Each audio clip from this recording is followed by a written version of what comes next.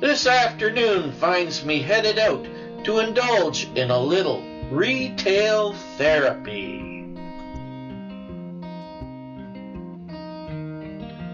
I'm headed to my favorite store in the Edmonton area. The old Strathcona Antique Mall to pick up a Regimental Beer Stein I've had my eye on for a while. And here it is! I've had my eye on this Stein for a few years and checked on it each time I've gone into the old Strathcona Antique Mall, and today I decided to pull the trigger and buy the Stein.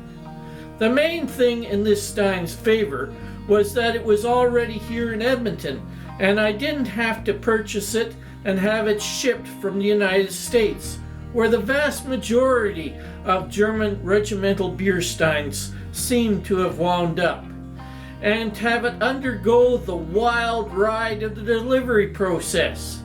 The Stein was described as original, but I ignored that and went with my normal policy of assuming the Stein was a reproduction to judge the purchase price wanted by the seller.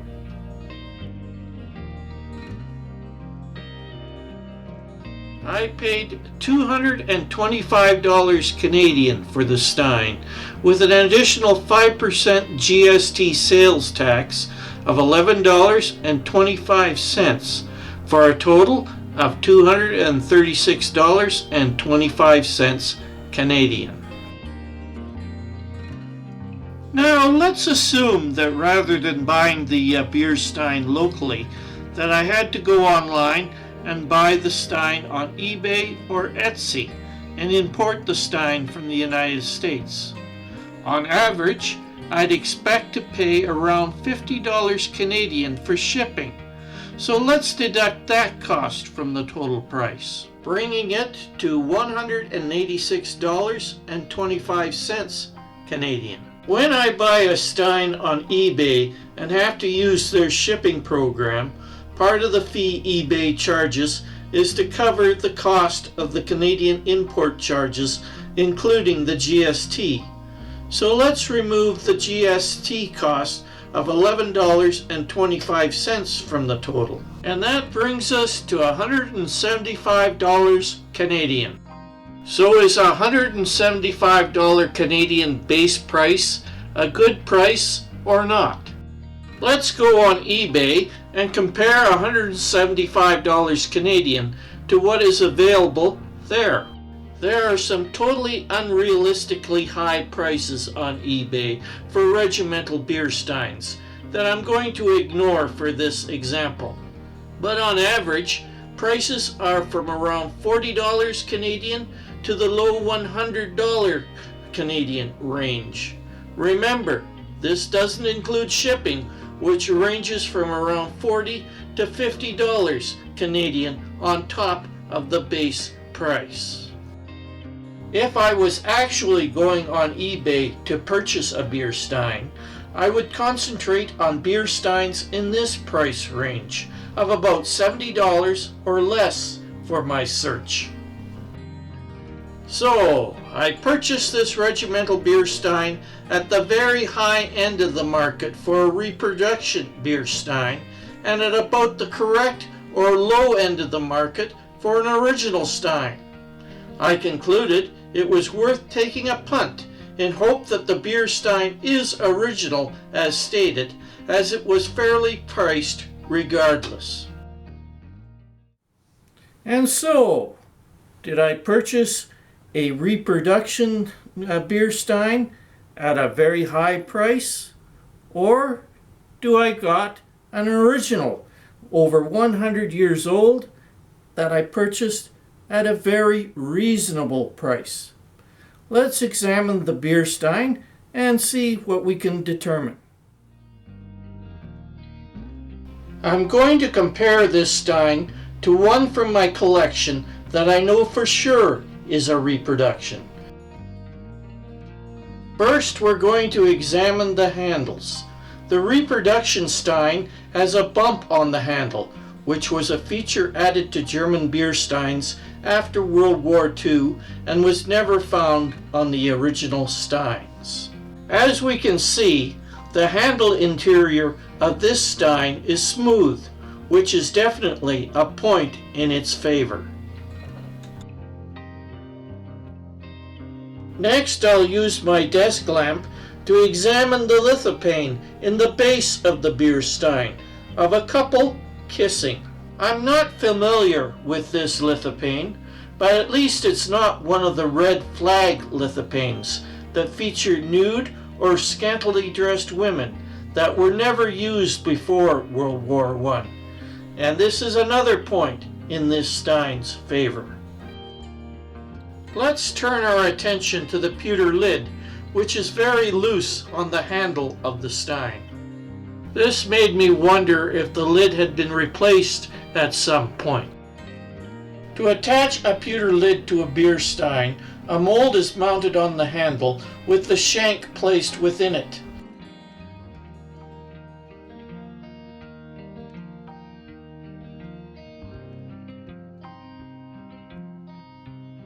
Then molten pewter is poured into the mold to form the strap and strap support.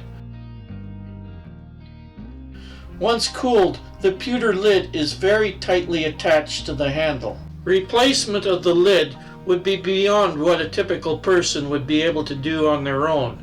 So if the lid was replaced, it was done by a professional. Pewter is a very soft metal, so if the lid was opened repeatedly with a bit of force, or the lid flopped open hard on its own due to careless handling, the strap and strap support could have bent a little and loosened up on the handle. I also have some concern about the patina on the lid. For a lid that is supposed to be over 125 years old, I would have expected it to have a darker patina. The underside of the lid is shinier than the top, which is correct, as it would not be exposed to the air. The major point in this lid's favor is that no one chemically treated the lid to give it an artificial patina, which is common on reproduction steins. All in all, I'm unsure about the pewter lid. It may have been replaced by a professional at some point, it may have been polished years ago and lost its patina then, and something has happened to loosen it on the handle. Let's continue our examination of the stein to see what the porcelain body can tell us, beginning with the base, which is unmarked as it should be. The original regimental beer steins were not meant for export, and so were not marked. The reproductions were sold to tourists and NATO military personnel serving in Germany as souvenirs and meant to be taken out of the country when they went home, and therefore required a mark showing the country of manufacture. The lack of a mark on this stein is a very good sign, but not definitive, as quite often a Germany or West Germany sticker was used on the reproductions, which would fall off over the course of time, leaving the base unmarked. Let's turn our attention to the main body of the stein to see what it can reveal. There is an odd round bump on the exterior of the stein and a rather large one on the lithopane. From what I was able to learn, these bumps are caused by debris breaking loose from the kiln during firing and embedding itself into the glaze. I doubt imperfections such as this would make it past a quality control inspection in the 1960s and 70s, when most of the reproduction steins were made. Thus, we have another point in this stein's favor.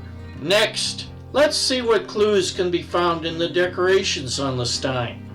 The lettering appears to be decals applied to the stein before firing in an old German font, except for two areas that appear to be handwritten with a pen or very fine brush. This would be consistent with an original stein, for they were sold as souvenirs to groups of soldiers who finished their mandatory military service. Different groups would complete their service each year, so it would make sense to have a standard stein ready to go that could be individualized by hand for each group purchasing their souvenirs at the end of their service. And here is a mark I've never seen on a reproduction beer stein. For who in modern times would take their souvenir beer stein into a bar and need a mark to ensure they got a half-liter of beer? But a German before 1914 might very well take his stein to the local watering hole and want to make sure he got his money's worth. Turning to the front panel of the beer stein, I ran my finger over the image and found that each button on the soldiers' tunics and the officer's sword and scabbard was slightly raised, indicating that they were hand-painted. I have never come across this feature on a reproduction stein. Before finishing up this examination of my new German beer stein, let's try and translate some of the German phrases on the beer stein to English. I used Google Translate to perform this task. Some of the fonts are on the beer stein are a real elaborate German script from 100 years ago, so I had to guess what some of the letters were, such as these two. But here are what Google Translate came up with, and my best guesses to what the phrases are.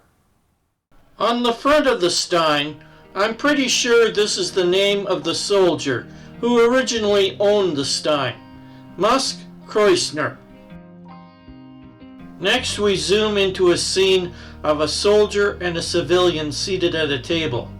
Google said the German phrase translates to, "As long as this rose blooms, no money should go to waste." Moving down, we come to two soldiers standing beside a road sign. Google said the phrase is, "Stop! Where to hurry home, Sergeant?" On the opposite side of the stein, Google came up with gibberish for the words on the banner, but I'm pretty sure this word is infantry. Moving down again, we come to a soldier with his sweetheart.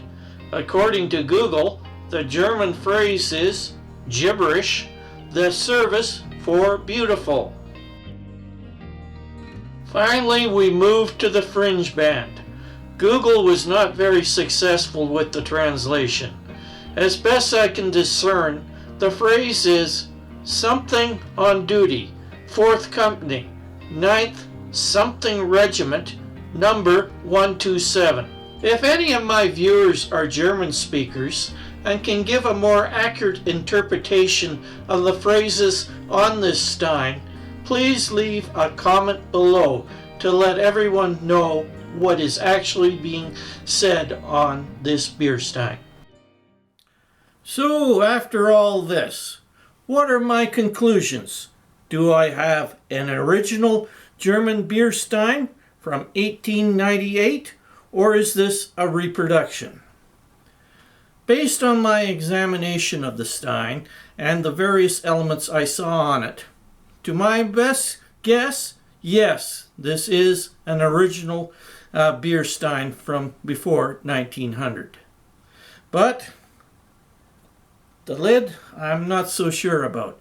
I think it has either been replaced at some time or someone in the past polished it so that it lost its patina.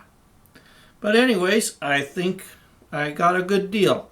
And I wasn't worried about it anyways, because the price I paid wasn't going to put me into the poorhouse regardless. Time for my new beer stein to take up a spot in my collection. Well, folks, that's it for this video. Till next time, everyone keep safe and well.